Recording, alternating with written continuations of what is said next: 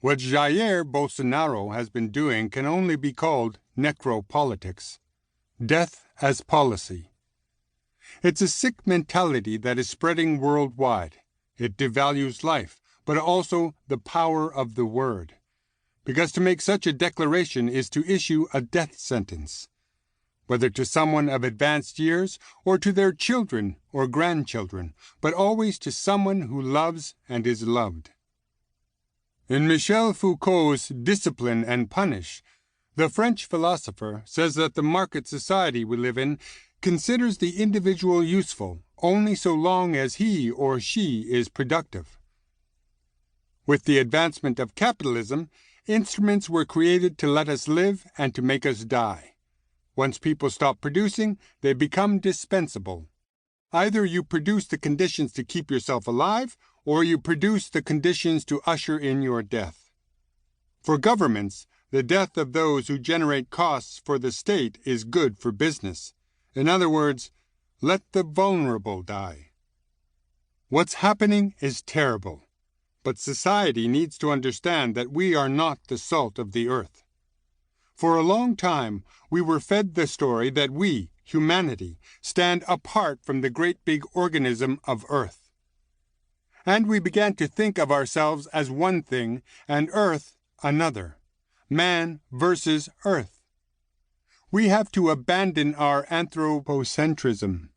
There's a lot more to Earth than us. And biodiversity doesn't seem to be missing us at all. Quite the contrary. My communion with what we call nature is an experience long scoffed at by city folk. Rather than see any value in it, they poke fun at it. He talks to trees. He's a tree hugger. He talks to rivers. He contemplates the mountains. But that's my experience of life.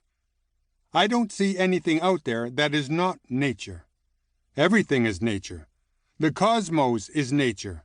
Everything I can think of is nature. Mother Earth puts us to sleep and wakes us up again with the rising sun.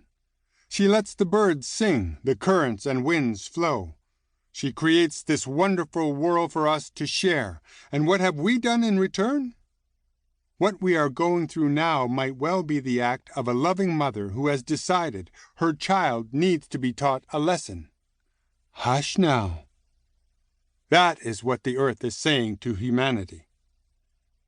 I hope things don't go back to normal, because if they do, it will mean that the deaths of thousands of people around the world were in vain. The changes are already on course. We can't go back to that rapid pace of life. Turn the ignition on in all those cars, rev up all those machines at once. It would be tantamount to accepting that the earth is flat and that we ought to go on devouring it and each other. Then we will have proven that humanity is a lie. To keep listening to this audiobook, I've left you a link in the description so you can do it, at no cost thanks to Audible's 30-day free trial.